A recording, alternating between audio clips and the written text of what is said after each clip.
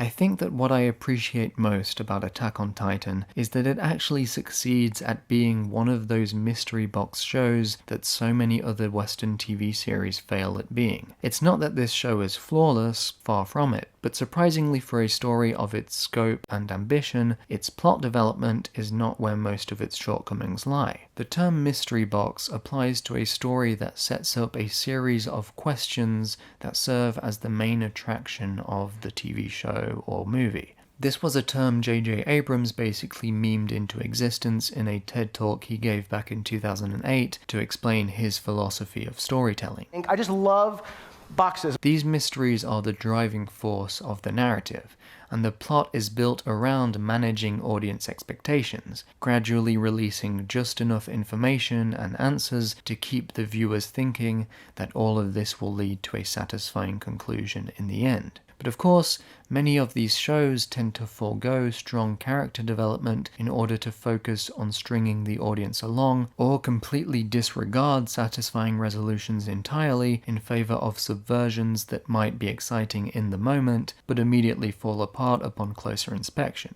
But in my opinion, Attack on Titan manages to avoid these pitfalls despite essentially being built around a similar narrative philosophy. Twists, cliffhangers, and surprising plot reveals are certainly the main appeal of the series. So how does Attack on Titan overcome the flaws common to this kind of storytelling? I think one of the main reasons is that each arc of the series builds not only to a satisfying dramatic climax, but also a major narrative shift. Storylines end with another layer of the plot being revealed, perhaps the most explicit example of this being the ending of Season 1 when we first see the Titan in the wall. But what differentiates this kind of narrative shift from your average plot twist is that these reveals aren't empty promises. I'd even venture to say that Attack on Titan is one of the few shows where each twist makes the story better. To put it simply, Attack on Titan is a show that complexifies itself as it progresses, but in meaningful ways, rather than complexifying itself in order to maintain the viewer's excitement and attention. And to me, the most meaningful way in which the show adds to its complexity is by revealing new perspectives. Perspectives that recontextualize previous events. One of my favorite small examples of this is Marco's death. Of all the secondary training core characters, Marco is one we see fairly often interacting with the main gang in those early episodes, and when the minor characters start falling one by one in the first onslaught, and Marco even gets this one scene with Jean that's almost too sympathetic, it seems pretty obvious to the savvy audience member that young Marco over here is not long for this world. But in the end, it happens off-screen, subverting our expectations of witnessing yet another gruesome death of a sympathetic but ultimately unimportant side character. And it does so to promote a far more interesting idea, which is the notion that not everyone gets a memorable or heroic death. Some people just die alone. No witnesses, no one to call out to, just alone and afraid. At this point in the show, we've already had enough gory character deaths, so killing Marco in that way wouldn't really add anything thematically. So instead, this off-screen death makes a different point. However, later on we learn the truth of Marco's mysterious demise. It turns out that poor Marco overheard a conversation between Reiner and Bertolt, and so they decide to remove his 3D gear and leave him for dead. And so that one plot point, Marco's death, serves different thematic purposes at different points in the story and seen from different characters' perspectives. First, it's simply a cold reminder of the nihilistic, unforgiving world these characters inhabit, fitting with the thematic concerns of those earlier episodes. Then it's a moral dilemma, a character moment where three people are forced to sacrifice someone they consider a friend for what they perceive to be a greater cause, and even eventually leading to Reiner's mental breakdown. This exemplifies the transition that occurs throughout the series. What started off as a fairly straightforward story of survival, whose main appeal was the depths of terror and despair it was willing to go to, gradually evolves into a complex morality tale.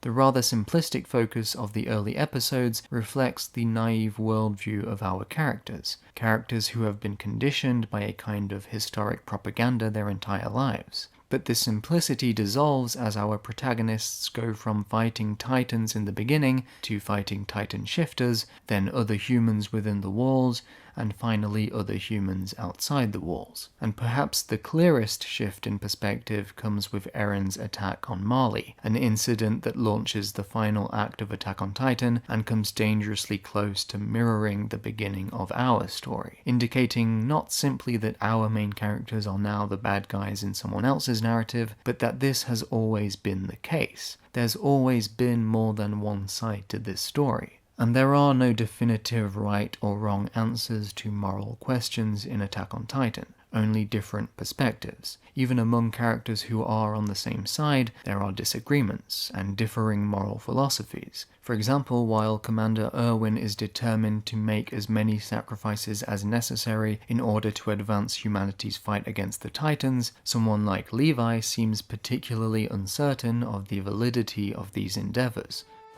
リヴァイ兵長、俺は人と戦うなんて間違ってると思ってました。そんなことをいきなりやらせる兵長のことも。でも間違ってたのは俺でした。次は必ず撃ちます。何が本当に正しいかなんて俺は言ってない。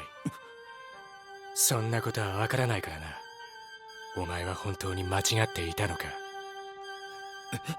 The series is determined to constantly undermine its own hype moments in order to attain a more realistic level of moral complexity. For example, in Season 3, when Erwin and Pixis successfully pull off a coup against the obviously evil and self-serving nobles who control the government, in the aftermath, even Erwin is unsure of how this new governing body will do, and whether or not it was the right decision, seeing as, after all, the old government had managed to protect humanity successfully up until that point. They were withholding important information about the Titans and the walls and usurping the throne, but perhaps that was just the right configuration to maintain peace and order in this world. And this is Attack on Titan's greatest thematic achievement. With every one of these new points of view introduced, we grow closer to the underlying message of the story, which is one of moral perspectivism. This is how Attack on Titan repeatedly and meaningfully